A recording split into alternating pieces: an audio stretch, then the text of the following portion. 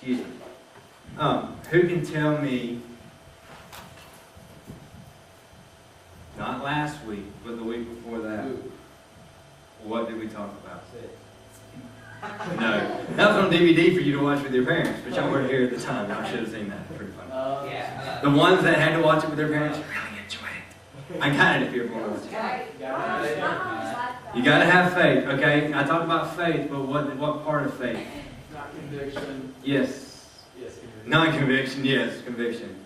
A lot of us have no conviction. I'm going to be burping through this whole thing because of Coke. So if I stop talking, I might take a deep breath because I'm about to die. But we talk about faith. You got my gotta have faith logo? Looking for it. Looking for it. That is great. Wow, we could have planned this stuff if we wanted to. Did you? But anyways, A little offside. yeah, this is the reason why we don't have fun. Just kidding.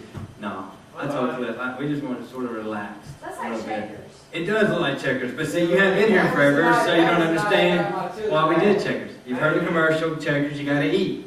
You know what I'm talking about? You gotta eat. Well, with our Christianity, guess what? You gotta have faith. Without faith, it is impossible to what? Please God. Without faith, it is impossible to be saved. It's impossible to have anything because our God isn't here on earth, our God's in heaven. So we talked about the three things in faith is, it says having faith in something that you have no, believing in something that you have no proof. We've proved that wrong because we have proof. We're alive. There's grass. We're able to play squish ball. Yeah. We're able to breathe. And we also saw evidence a few weeks ago from Cliff's testimony and Jaquita's, the white Jaquita, her testimony, a friend of mine that came. You can watch it on YouTube. Yeah, her name is Jaquita and she is white. Okay? She is my best friend. But Is that last Wednesday? no, that was a long time ago. Yeah. Yeah, a long time ago. But anyways, they gave us proof through their life. And then conviction, we talked about sort of like the conficker virus. Fortunately, the night before was supposed to be the big hit of the conficker virus. You know, that big thing like that dead worm that was sitting in your... But I've got one. Please tell me you have it. Do you have it put up there? On my computer. Get it before the end of the service. Y'all gotta see this, it's great. But we talked about that worm. It was dead until the source woke it up and began to eat it, begin to move and direct. It's like the Holy Spirit is inside of you until you come to know God, until you come to a knowledge of Christ. Then all of a sudden He wakes it up, and that Holy Spirit, that conviction moves you and guides you through life. Okay, so tonight I want to end it and I want to talk about trust. And if you can't behave, I'll send you out. It's getting a little ridiculous. Thank you. It's like this is awesome. But we're going to finish this thing up tonight. Cliff's going to speak next week. Huh? Thought I'd get his attention. I am working on this. Okay, you work on that. I'm going to mess you up. We're going to talk about the trust, or truth. Truth. It's actually supposed to have been trust, but that's okay. You said truth. I know. We'll fix it. But anyways, but talking about trust, faith is having complete trust in something. And when I demonstrated it the first night, I actually brought Ashley up here, blindfolded her, and led her around the room. And guess what she had to do? She either had to completely trust me or freak out. Stood her right here on the edge of this thing and pushed her off. With two guys behind her. Dustin was hoping I wouldn't have anybody behind her. And she really lied. The way she went down, she lied to hit the floor. But she had to have complete trust that I wouldn't hurt her. She had to have complete trust in me to lead her down these steps, back up these steps, and walk her around without hurting her. But see, here's what we do with God. We trust God a little bit. We trust God a minute little bit. Like if you can find that little line between my fingers, we trust God less than that. A lot of times. Because we don't want to give our complete trust to God. We don't want to give everything we've got to God. We don't want to say, God, have control of my life, because it's easier to have control of your own life. I do it all the time. I have a huge trust issue with people. Once one or two people have, for lack of a better term, screwed you over, you really just don't trust people. You know what I mean? You learn not to.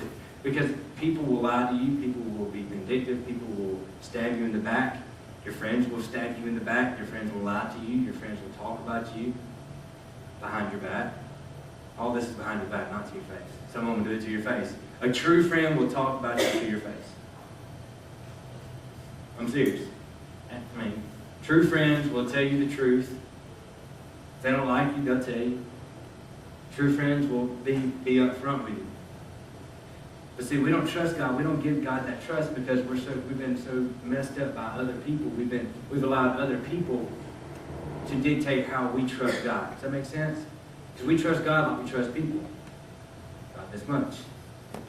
But I want to give you a story about a guy that trusted God, and I can tell you right now, I wouldn't have done what he did. There went no way under God's green earth I would. I'm going to read it pretty much straight from this thing. Genesis chapter 22, starting in verse 1, it says, "Sometime later God tested Abraham. He said to him, 'Abraham, here I am,' he replied. Then God said, 'Take your son, your only son Isaac, whom you love, and go to the region of Moriah. Sacrifice him there as a burnt offering on one of the mountains I will tell you about.' Early the next morning, Abraham got up, saddled his donkey. He took with him 2 of his servants and his son Isaac. When he had cut enough wood for the burnt offering, he set out for the place that God had told him about. And on the 3rd day, Abraham looked up and saw the place in the distance. He said to his servant, 'Stay here with the donkey while I and the boy go over there. We will worship, and then we will come back to you.'" Notice he said, "We will come back." He's supposed to go burn. He's supposed to go kill this guy. And like, psycho, big knife, stab. Okay? This is what I thought was really funny.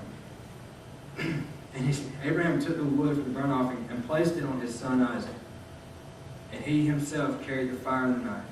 So in other words, if you ever heard, if you make your bed, you got to lie in it. And for Isaac, you got to make your altar and you're going to die on it. Okay? I was like, dude, that's cruel, man. That's like brutal. Here, carry your own deathbed. Why not?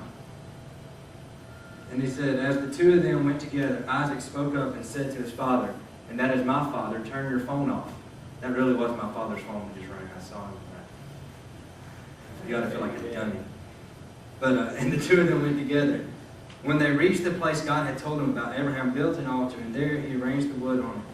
He bound his son Isaac and laid him on the altar on top of the wood. Then he reached out his hand and took the knife to slay his son. But the angel of the Lord called out from heaven, "Abraham, Abraham. Do not lay a hand on the boy," he said. Do not do anything to him. Now I know that you fear God or trust God, because you have not withheld from me your son, your only son." Abraham looked up, and there in the thicket he saw a ram caught by its horns. He went over and took the ram and sacrificed it as a burnt offering instead of his son. So Abraham called that place, "The Lord will provide." And to this day it is said, "On the mountain of the Lord it will be provided." Okay? So let me explain something to you. This is basically like God saying, "Dude, you're going to go take Dalton and you're going to kill him." Okay? Ain't going to happen. That would take a lot of trust on my part. Okay? For me to go take my son and sacrifice him. Thank God we don't have to do that no more. I mean, really? Could you imagine having to sacrifice every time you sin? Some of you be killing animals daily, 2 or 3 times a day. I mean, yeah. I mean, you'd have to keep a rat in your pocket all the time just to kill it, pour some blood out, just to help me, just to get you through like first class. You know what I'm talking about? I mean, I don't feel a rat before. good. Before school starts. I mean, some of you need them even before you get out of bed. Good. But I mean, could you imagine that? Could you imagine having to take something and kill it every time you sinned?